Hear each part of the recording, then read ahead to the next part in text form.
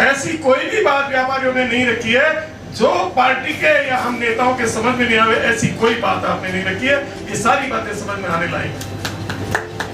लेकिन जो चीजें राजस्थान सरकार से संबंधित है वो राजस्थान की सरकार को उखाड़ के फेंको तो हम निश्चित रूप से हो जाएगी।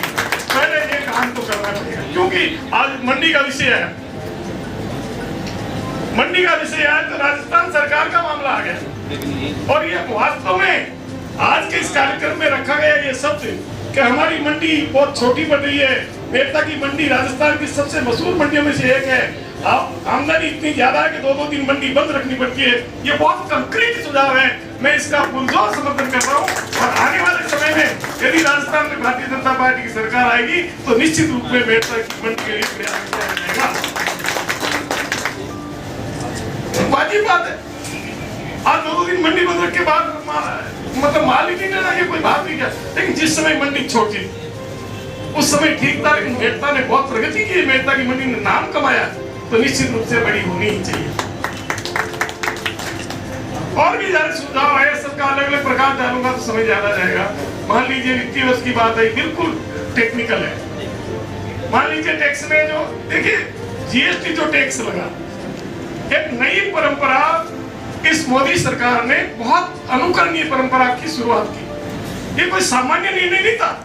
जीएसटी के दायरे में ला करके सभी वस्तुओं को एक साथ बांध करके एक टैक्स की परिधि में ला देना, ये बहुत बड़ी बात थी। ये किसी हरेक के बस की बात भी नहीं थी। ये तो मोदी सरकार है जिन्होंने जीएसटी टैक्स के अंतर्गत सबको लाया है। अब उसमें क्या है, कोई भी बड़ा कानून बनता है, कोई भी बड़ा निर्णय होता है तो उसमें कई विसंगतियां होती है। आप भारत के संविधान को देख लीजिए, कितने बार परिवर्तन हुए उसमें। क्यों, संविधान जब बना था तब स्थितियां अलग थी, बाद में स्थितियां अलग होगी तो 100 बार संशोधन हो गए। और जीएसटी कानून में भी निरंतर संशोधन हो रहे हैं, निरंतर सुधार हो रहे हैं। और आपकी जितनी बातें आपने बताई है वो साइड वहां पहुंच चुकी है, नहीं पहुंची है तो पहुंच जाएगी। और जीएसटी में और सुधार, व्यापक सुधार होगा। और आप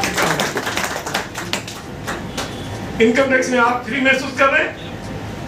मैं तो खुद ही व्यापारी हूँ, मैं हर मार्च में चिंता करता था इनकम टैक्स वाला नहीं आ जाए। इस मार्च में कोई चिंता नहीं की, वेतन का कोई इनकम टैक्स वाला तो आना नहीं है, कोई चिंता मत। तो ये बहुत बड़ी बीमारी थी।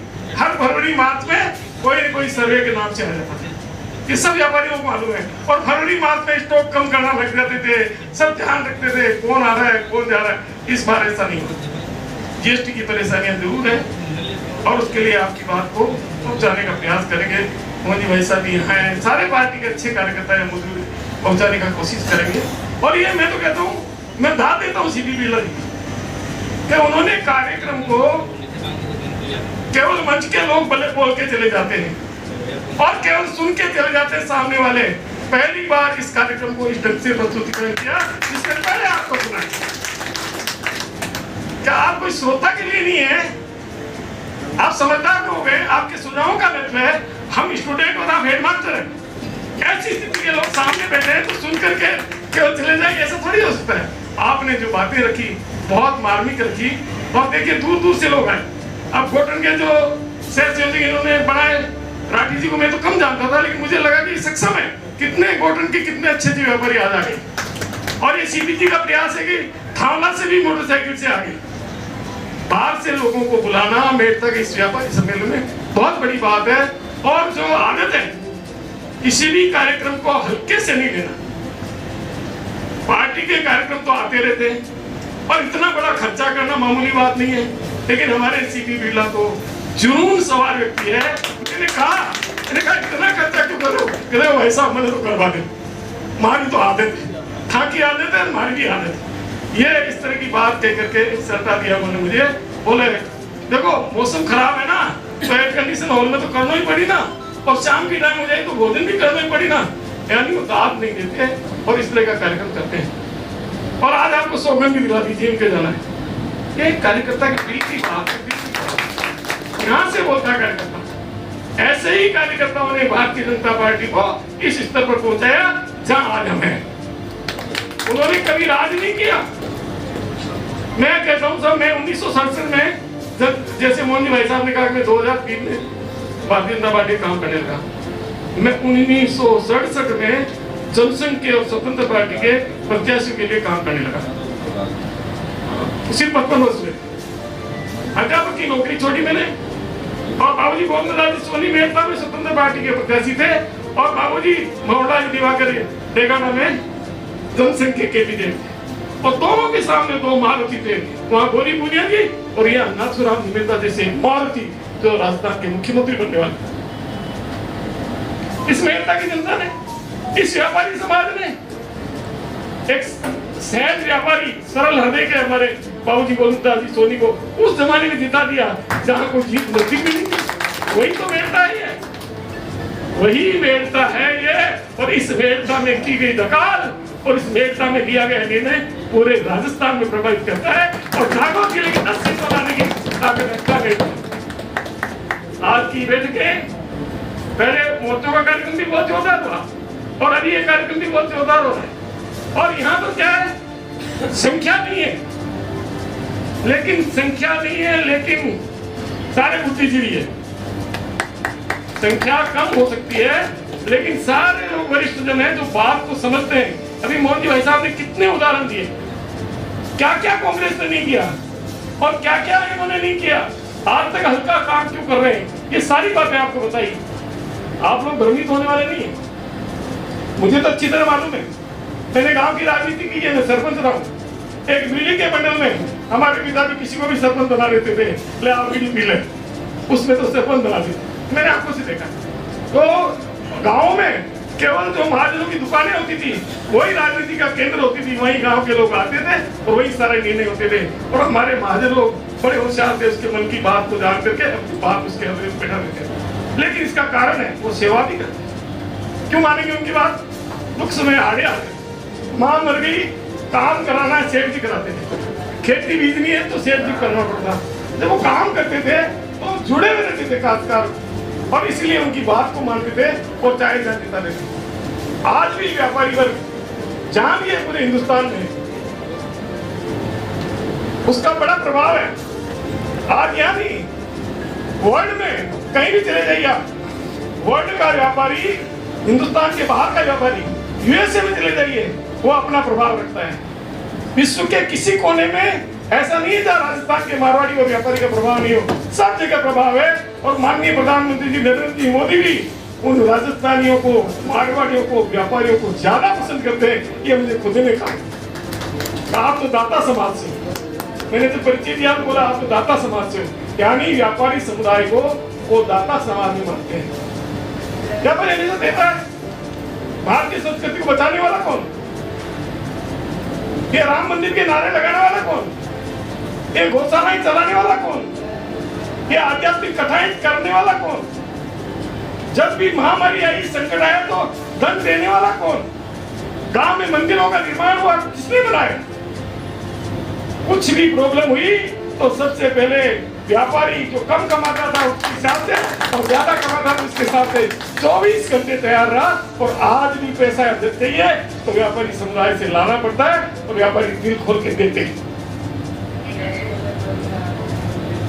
तो ऐसे बुद्धिजीवियों के कार्यक्रम में माननीय प्रधानमंत्री जी के विषय में मेन विषय यह है कि माननीय प्रधानमंत्री नरेंद्र जी मोदी ने प्रधानमंत्री बनने के बाद 9 साल में क्या किया, वो बातें बहुत सी तो आपको जानकारी है, बहुत सी जानकारी नहीं दी है। कितने कार्य नरेंद्र जी मोदी के नेतृत्व में हुए हैं, उनकी इतनी फेहरिस्त है कि मेरे पास 25 पेपर का एक कागज तैयार है जिसमें उनके काम लिखे हैं। अगर वो काम गिनाए जाए तो मेरे ख्याल से 2-3 घंटे में पूरे नहीं। ऐसा कोई क्षेत्र नहीं, जैसे बुनियादी सुविधाएं, घरों में 60 साल के देश की आजादी 1947 में आजाद हुआ देश, और उसके बाद में आज 75 साल बाद भी बुनियादी सुविधा नहीं, बिजली कनेक्शन नहीं, पानी नहीं, महिलाएं लकड़ी फूंक के काम कर रही है, रहने को घर नहीं, शौचालय नहीं, बाहर जाती है लोटा लेकर के। ये चीजें किसी को समझ में नहीं आई, ये माननीय प्रधानमंत्री जी के समझ में आई, और उन्होंने पूरे देश में इसको करोड़ों लोगों को मकान, गैस उपलब्ध करा करके हर व्यक्ति को उन्होंने जंजाल दिया फिर से कि मैं तुमको भी जानता हूँ। किसान के खाते में सीधा पैसा आ रहा है, कभी आया क्या इसके पहले? लोन का पैसा नहीं आता तो खेत उड़ कर लिए जाते थे, कहाँ किसान के खाते में पैसा था बेचारे? अरे खाता ही नहीं था, पैसा तो अलग बात है, खाता खोलना भी नहीं जानते थे। खाता खोलना भी मोदी जी ने सिखाया है कि सबने बैंकों में खाता खोला है। हम लेन देन के सिस्टम को समझे। पहली बार महिलाओं के खाते में पैसा, महामारी आई तो महामारी में हमको इंटरेस्ट में सब्सिडी, लोन। किस बार 80 लाख लोगों को, 80 करोड़ लोगों को अन्न, लगातार 80 करोड़ लोगों को अन्न, मामूली बात है। ये देखिए, यदि माननीय प्रधानमंत्री नरेंद्र मोदी जैसा नेतृत्व तो नहीं होता तो आज ये सम्मेलन नहीं होता। हम बचते ही नहीं। अरे भारत की उस कांग्रेस सरकार के पास क्या ताकत थी जो इस तरह की वैक्सीन बना करके भारत की इतनी बड़ी जनता को बचा ले। जहाँ एक कोठरी में 10 जने रहते और कोरोना संक्रमण से फैलता है, एक झोपड़ी में 10 जने रहते, एक एक व्यक्ति को 2-2 बार 3-3 बार वैक्सीन लगाना, और हमको ही नहीं उन देशों को, गरीब देशों को भी लगा देना, कितनी बड़ी बात है।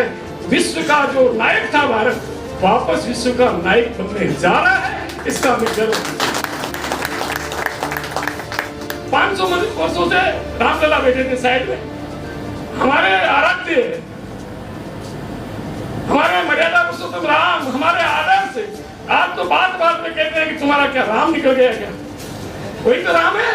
और जब दाह संस्कार पे जाते हैं तो क्या कहते हैं? राम नाम सत्य है। वही तो राम है। अगर राम झूठा होता तो कहां से आया वो राम? उस राम को इन्होंने नकार दिया, बोले राम था ही नहीं। माननीय प्रधानमंत्री मोदी के नेतृत्व में ये साबित हो गया कि हमारे राम थे और उनका शानदार मंदिर बन रहा है। और उसकी कश्मीर का मुद्दा भाई साहब ने बताया था। ऐसे स्थिति नहीं, माननीय अटल जी के कार्यकाल में 2-3 धमाके उन्होंने किए थे। उन्होंने शक्ति परीक्षण करके पोखरण में जो किया था अणु विस्फोट, उससे दुनिया को ये तो लग गया था कि भारत शक्तिशाली बन सकता है। नेतृत्व चाहिए, और वो नेतृत्व अटल जी के पास वास्तव में शक्ति कम थी, संख्या कम थी, और मोदी जी के पास जब बहुमत आया तो सारा परिदृश्य बदल गया है। महिलाओं के लिए, युवाओं के लिए, किसानों के लिए, पिछड़े लोगों के लिए, गरीब लोगों के लिए। अरे व्यापारी तो इस बात की चिंता करता है कि वोट तो सब हम देते हैं और प्रधानमंत्री जी केवल गरीबों की चिंता करते हैं। ये हमने कई व्यापारी सुना कि हम 24 घंटा धन देते हैं, वोट हम देते हैं, हमारी चिंता कम, और अंतिम लाइन में बैठे व्यक्ति की चिंता ज्यादा करते हैं। ऐसे हमारे प्रधानमंत्री है। जो देश इतनी लंबी आजादी के बाद भी पीछे रह गया, गरीब बेचारा, जिसको कोई साधन ही नहीं मिला, क्या मतलब है उसके लिए आजादी का? आजादी का सही मायना, सही मतलब अब मिला है। अब आजादी आई है ऐसा मान करके हमको चलना चाहिए, और आने वाले भविष्य में इस आजादी को कोई खतरा नहीं हो। ये हमारे लिए अपॉर्चुनिटी है, हम भाग्यशाली है। किसी घर में एक अच्छी संतान पैदा हो जाती है तो पूरे गांव में नाम रोशन होता है, करे वो बेटो कितना जोरदार है। हमारा भारत माता का वो बेटा नरेंद्र मोदी ऐसा ही एक बेटा है जिसके ऊपर हमें गर्व होना चाहिए कि इनके कारण से हमारे देश का नाम हो रहा है और भारत की जनता का नाम हो रहा है।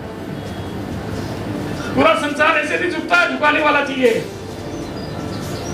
परवाह नहीं करता था कोई। पाकिस्तान जैसा दिवालिया देश की आंख दिखा देता था। बांग्लादेश की बात भाई साहब कह चुके, मैं पाकिस्तान की कह रहा हूँ। कोई नहीं मानता था, और आज कोई ऐसा नहीं है जो मानता नहीं है। सब डरते हैं, मानते नहीं है, डरते हैं। ये शक्तिशाली शासन देखिए, हमारे छोटे मोटे स्वार्थ हमारे टकरा सकते हैं। हमारा व्यक्तिगत लाभ कहीं नहीं हो सकता। हो सकता है किसी व्यापारी को लाभ नहीं मिला हो सकता है किसी को लोन नहीं मिला हो सकता है किसी को पद नहीं मिला हो। ये छोटे मोटे व्यक्तिगत लाभ, कि मैं 10 साल से पार्टी में काम कर रहा हूँ, मुझे कोई पद नहीं मिला, ये छोटे मोटे व्यक्तिगत लाभ और हानि हो सकते हैं। लेकिन राष्ट्र के हित के लिए, संसार में भारत का डंका बजाने के लिए हमारे छोटे मोटे हितों को छोड़ करके नरेंद्र मोदी जिंदाबाद के नारे लगाने चाहिए। नरेंद्र मोदी जिंदाबाद। ये हमारे स्वार्थ का सौदा है, हमारे परमार्थ के लिए नहीं कर रहे हैं, ये हमारा स्वार्थ है। ये निहित रूप से आप देखिए, हम सूरत गए थे पिछले गुजरात के चुनाव में प्रचार करने गए थे भारतीय जनता पार्टी का। व्यापारियों की कई मीटिंगें ली इस टाइप की, मैंने 15 मीटिंगें ली हम लोग। व्यापारी बोले साहब हम तो वोट नहीं देंगे। अरुण जेटली जी हमारी सुनते नहीं, जीएसटी लगा करके मैंने कहा बिल्कुल नहीं देना चाहिए, तो नहीं सुनते तो नहीं देना चाहिए, मीटिंग तो करो। मीटिंग करने को तैयार नहीं, मैंने कहा मीटिंग तो करो, हम समझा देंगे आपको किसको वोट देना है। फिर हमने उनको कहा भारतीय जनता पार्टी को तो वोट नहीं देंगे, वोट किसको देंगे ये तो बता दो, सामने कौन है ये तो बता दो। ये जो लोफर छोरे हैं जो आपकी दुकानें लूट के ले जाएंगे उनको दोगे क्या? ये तो टैक्स ही मांग रहे हैं और वो आपको लूट के ले जाएंगे, उनको वोट दोगे क्या आप? ये बात उनके गले उतर गई और सूरत की, गुजरात की, जहां जहां हमने मीटिंगें की सारे लोग खिलाफ थे, सारी की सारी सीटें भारतीय जनता पार्टी खाते थी। वो नहीं, छोटा सा स्वार्थ था कि अरुण जेटली ने हमारी बात नहीं मानी। अरे अरुण जेटली को जाने दो यार, तुम्हारी बात मानी है नहीं मानी, तुम्हें भारत का भविष्य देखना है, तुम्हें अपना भविष्य देखना है, तुम दूसरे दर्जे के नागरिक हो। हमने उनको कहा बाहर रहने वाले व्यापारी दूसरे दर्जे के नागरिक हैं, राजस्थान में रहने वाला प्रथम नागरिक है, बाहर रहने वाला तो सेकंड हो गया। वहां तो कोई तुमको गाली निकाल देगा, वहां तो मजबूत केंद्र सरकार होगी तभी व्यापारियों की इज्जत होगी, उसके बिना इज्जत नहीं होगी। इसलिए वो मजबूत सरकार नरेंद्र जी मोदी की है और भारतीय जनता पार्टी की है। तो हमें राजस्थान सरकार, हमारे दो टारगेट है। पहले राजस्थान सरकार को उखाड़ फेंकना, अपोरा जी ने बहुत अच्छी ढंग से सारी बात रख दी, माननीय भाई साहब ने बहुत अच्छी ढंग से सारी बात रख दी, केंद्र की भी रख दी, ये भी रख दी, बहुत से विषय है जिन पे बोला जा सकता है, लेकिन समय की सीमाएं हैं। मैं ये जानता हूँ आप इतने समझदार हैं कि सारी बात को अच्छी तरह से समझ रहे हैं और मौका आने पर राजस्थान की सरकार को उखाड़ फेंकने के लिए एक दिन वोट का नहीं रमेश जी, एक दिन वोट का नहीं, 15 दिन का समय देकर के सरकार को उखाड़ने का काम करेंगे। एक वोट से नहीं होगा। एक व्यापारी 100 वोटों का मालिक होता है, एक व्यापारी 100 वोटों का मालिक होता है। कोई उसके घर जिम नहीं आता है, कोई उसके घर मुनि में रहता है, कोई उसकी फैक्ट्री देखता है, कोई उसके यहाँ उधार लेने आता है। तो एक व्यापारी के प्रभाव में 100 लोग होते हैं और व्यापारी समाज ने अगर ताकत लगा ली तो किसी हालत में दूसरी सरकार आई नहीं सकती। आज की इस बैठक में हमें संकल्प लेना चाहिए कि नागौर जिले की उस बैठक में व्यापारी सम्मेलन में हम गए थे, हमने संकल्प लिया यदि थोड़ी बहुत किसी के मन में कमजोरी भी है तो उसको पूरा खत्म करके, आप सारे व्यापारी जो बोले मैं सबके नाम नहीं लेना चाहता लेकिन मैंने अच्छी तरह सुना, बहुत अच्छी बातें कही। आप बहुत समझदार हैं, बुद्धिजीवी हैं और देश को चलाने के लिए आप जानते हैं किसकी जरूरत है, इसलिए आपको ज्यादा समझाने की आवश्यकता नहीं। समझदार को इशारा काफी है। किसी भी हालत में देखिए बदमाशों को, गुंडों को कुछ खाने को नहीं मिल रहा है, वो सब लपट रहे हैं, लोट मोड़ हो रहे हैं, पागल हो रहे हैं। जिसने देश को जिन्होंने खोखला कर दिया खा करके, उस देश में उनको कुछ नहीं मिल रहा है तो बेचारे रोएंगे ना, वो फिर क्या करेंगे? गाली निकालेंगे ना। तो उनको गाली निकालने दीजिए, उनके पास है ही गाली, उनके पास है ही गाली। हमारे पास गाली नहीं है, हमारे पास तो अच्छे शब्दों का उपयोग करना है। हम शिष्टाचार वाले हैं, हम नेक नीति वाले हैं, हम चरित्रवान हैं। हम चरित्रवान लोग किसी को गाली देते ही नहीं है, हम चरित्रवान लोग हैं। हमारे चरित्र में सच्चाई है, हमारे नेता के चरित्र में सच्चाई है, हमारी पार्टी के चरित्र में सच्चाई है। हमारे लोगों ने जेल भोगी है, हमारे लोगों ने आंदोलन किए, बड़ी मुश्किल से लाठियां खाई है और तकलीफें रुकती है तब जाकर के कोई बहुत लंबे समय बाद 30-40 साल संघर्ष करने के बाद शासन आया है। कहाँ शासन था? राज आते ही ना, वोट देते थे बस, हमको तो वोट देना खिलाफ, राज नहीं आता था। राज का तो जो काम करने वाले सब चले गए, राज हमें मिला है, तो इस राज को संभालना है। पिछली बार कांग्रेस सरकार आ गई हमारी गलती से, वो अगली इस बार नहीं आए। ये छोटी बड़ी बातें बैठे बैठे करते रहते हैं। अब काई हुई अब की बार? अरे काई हुई? जो इतनी भ्रष्ट सरकार है अशोक गहलोत की, जिसने कुछ भी नहीं किया है, किसी की इज्जत को बख्शा नहीं है, आपके लिए कुछ भी नहीं किया, पागल बनाने का काम कर रहा है, फिर भी अपन पूछते हैं काई हुई अब की बार? अरे काई हुई अब की बार नहीं, 150 से ज्यादा सीटें भारतीय जनता पार्टी को इस बार मिलेगी, कोई रोकने वाला नहीं। कह सकते हैं आपके मन की कमजोरी को दूर करो, और कोई प्रश्न करता है उसको जवाब दो कि भैया बोल क्या कहता तू, क्या किया अशोक गहलोत ने, बता ना। क्या भ्रष्टाचार फैलाया है, हमारी बहनों की अस्मत को लूटा है, हमारे छात्रों की इज्जत को लूटा है, पेपर लीक किया है। कौन सा भ्रष्टाचार, कौन सी बेईमानी इस अशोक जी गहलोत के कार्यकाल में 4.5 साल में नहीं हुई है जो वो आज वोट मांगे? घोषणाएं जाते जाते करते हैं, जब इनका कार्यकाल समाप्त होता है तब घोषणाएं कर देते हैं और फिर वो चले जाते हैं। उनको मालूम है मुझे तो जाना है, घोषणाएं कर दी, अब आने वाले करते रहो उसकी पूरी। ये बात पहले की जा चुकी है, मैं बार बार नहीं दोहराता हूँ। आप सब लोग यहाँ पधारे और कार्यक्रम को सफल बनाया। सीपीजी ने कार्यक्रम का आयोजन किया। मान लो आप नहीं आते या कम संख्या में आते, उन्होंने कहा भाई साहब बहुत छोटा है लेकिन खचाखच बन जाएगा। वही स्थिति हुई कि इतने लोग आ पाएंगे, क्योंकि बंद में करना है, मौसम खराब है, तो वही हुआ। और आप सब लोग आए अपना काम छोड़ करके, और हमारे तो जोधपुर से भी हमारे परिवार के सदस्य आ गए, बहुत से लोग आए। मैं सबको धन्यवाद देता हूँ, बाहर से आने वालों को विशेषकर धन्यवाद देता हूँ।